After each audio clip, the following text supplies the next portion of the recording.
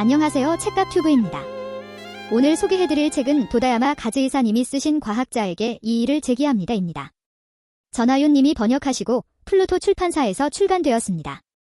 이 책은 과학적 사고의 본질과 그 중요성에 대해 다루고 있어요. 단순히 과학 지식을 전달하는 게 아니라 과학을 이해하고 활용하는 방법, 그리고 과학이 우리 사회에 미치는 영향을 깊이 있게 살펴보고 있죠. 저자는 특히 과학적 사고가 과학자들만의 전유물이 아니라 모든 시민들에게 필요한 능력이라고 강조해요. 예를 들어 진화론과 창조론의 논쟁을 통해 기론과 사실의 개념을 설명하면서 과학의 본질에 대해 이야기합니다. 과학은 확실한 사실 혹은 진리가 아니라 더 나은 이론을 만들어가는 과정이라는 거죠. 과학은 믿음의 대상이 아니라 의심이나 회의의 학문이라는 의미입니다.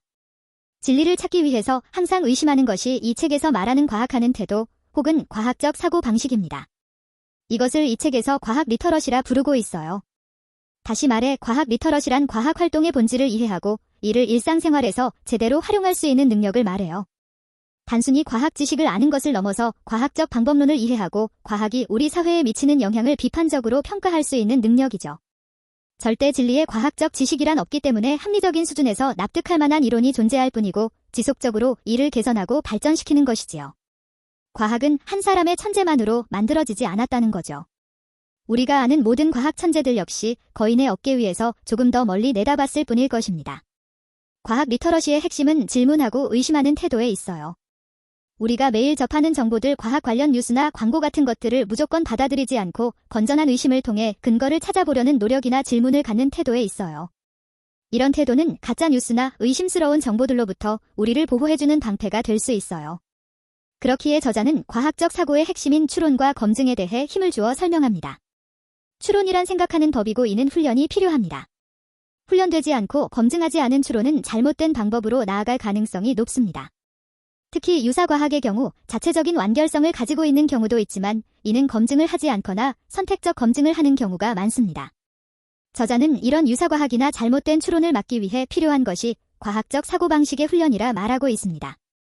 유사과학을 믿는 사람을 비웃거나 단순히 웃고 넘길 문제는 아닌데 과학적 사고방식을 가로막아 사회 발전에 장애가 되는 요소가 되기도 하기 때문입니다.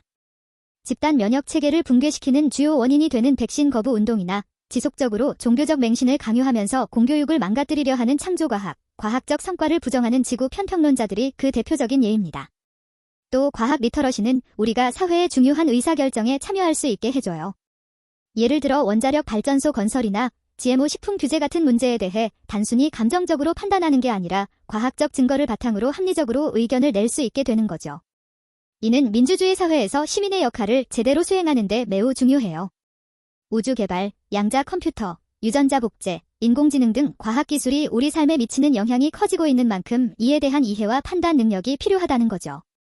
일반인들이 과학자나 기술자들의 전문성에 압도되어 버린다면 과학기술 만능주의로 빠져들 가능성이 매우 높아지고 공동체는 새로운 위험에 직면할 수도 있습니다. 그러므로 시민이 항상 깨어있고 과학적 지식이나 과학 리터러시에 대한 훈련을 지속하여 과학기술의 도입이나 규제에 대한 논의에 참여함으로써 공동체를 더욱 발전시킬 수 있을 것입니다. 이렇듯 시민이 과학을 통제한다는 발상은 민주주의의 이념에 부합하는 주장입니다. 다만 전문성과 지식은 당연하게도 과학자나 기술자에 비해 일반 시민이 떨어지는데 이 부분에 대해서는 컨센서스 회의를 통함으로써 제도적 보완책도 마련할 수 있습니다. 이것을 저자는 시빌리언 컨트롤이라 정의하고 있습니다. 이러한 시빌리언 컨트롤이 제대로 작동하기 위해서는 일반 시민에 대한 과학적 리터러시와 메타 과학 지식에 대한 교육이 초중고 등 공교육에서 광범위하게 이루어져야 할 것 같습니다. 마지막으로 과학 리터러시는 우리의 일상적인 의사결정에도 도움을 줘요. 건강 정보를 판단하거나 새로운 기술 제품을 선택할 때 과학적 근거를 바탕으로 더 나은 결정을 내릴 수 있게 되는 거죠. 이런 능력은 현대 사회를 살아가는데 꼭 필요한 도구라고 할 수 있어요. 이 책은 우리에게 몇 가지 중요한 시사점을 제공해요. 첫째, 과학은 단순한 지식의 집합이 아니라 세상을 이해하고 설명하는 방법론이라는 점입니다. 둘째, 과학적 사고는 일상생활에서 합리적이고 비판적으로 사고하는 능력을 기르는데 도움을 준다는 거예요. 셋째, 시민들의 과학 리터러시가 민주주의 발전에 중요한 역할을 한다는 점도 강조하고 있어요. 그렇기에 저자는 과학적 지식의 습득보다는 과학적 사고방식의 훈련이 필요하다고 이야기합니다.